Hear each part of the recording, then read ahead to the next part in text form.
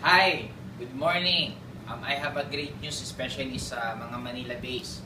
Ever since kasi nagdi-network ako, hindi ko halos nabigyan ng pansin, especially Manila base, thinking na nandyan na syempre lahat, nandyan yung office, nandyan yung BOD, nandyan yung training team, nandyan yung consistent ng mga training, kaya never ko talagang parang binigyan ng pansin.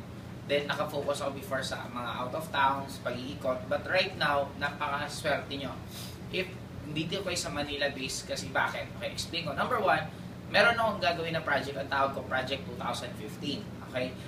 Para to sa mga distributor coming from Laguna, Bulacan, Pampanga, Cavite, and especially Metro Manila. Anong gagawin? Since nakikita ko kasi minsan may mga distributor or may mga uplines na may downline dito sa Metro Manila, kaya lang, what if taga Bohol ka?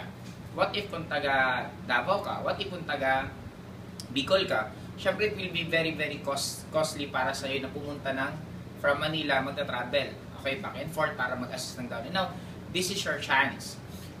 Inaalaw ko ngayon na if you have grupo dito mismo sa Manila, pwede nyo silang i-enroll dito sa tinatawag ko na Project 2015. Okay? Anong gagawin? Simple lang. Just send their names, full name, and cellphone number. And ang gagawin mo, syempre, dapat inform mo yung leader mo. Or mas maganda, ipalabas mo na lang tong video. Nagaano sila kaserte. Simple lang. Ang gagawin ko, number one, magkakaroon ako ng per team. So, isang team, it will be consist of 100 distributor. Now, anong gagawin sa 100 distributor na to? Simple lang. Itong 100 na to, I will personally mentor and follow up them.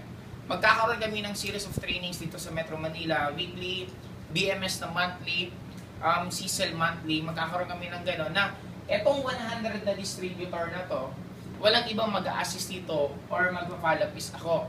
Kaya pag nagkaroon ng mga training, I'll personally call them, I'll personally talk to them na dapat pumunta kayo, dapat umattend kayo.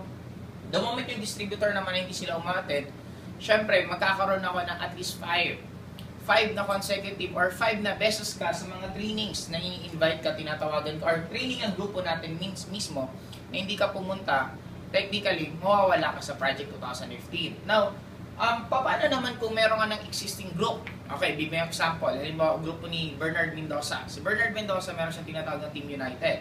Now, the moment sinorender mo yung grupo mo or yung downline mo dito sa Project 2015, automatic magkakaroon siya ng panibagong group name.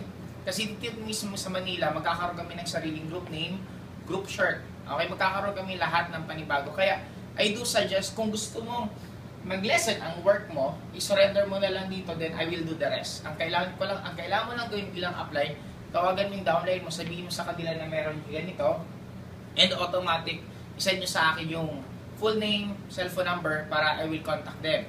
Magkakaroon kami ng official, yung phone ko pala ginagamit. Magkakaroon kami siguro ng official gathering, I think, siguro 1 week from now. Kaya I do suggest the moment mapanood mo itong video, sabihin mo na agad sa grupo mo. Okay? Now, 1 week from now, magkakaroon na kami ng official first na gathering ng Project 2015. Bottom line, anong pinaka-goal nitong Project 2015? Ang goal ko, personally, dapat lahat ng nanditong student sa Project 2015 is maging MC or Millionaires Club at maging car achiever within 2015.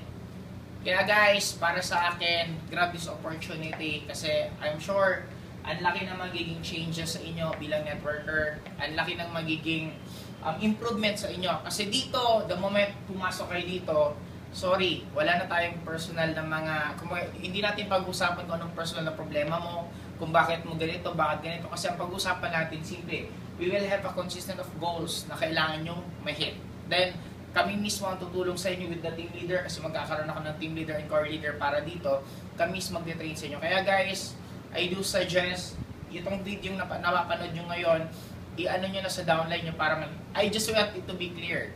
Wala po sa cross-line. Sorry po, may cross-line po nakapanood dito, but this is specific for my group only.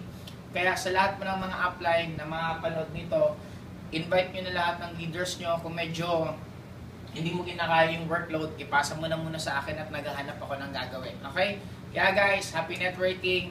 See you sa gathering ng Project 2015. Bye-bye!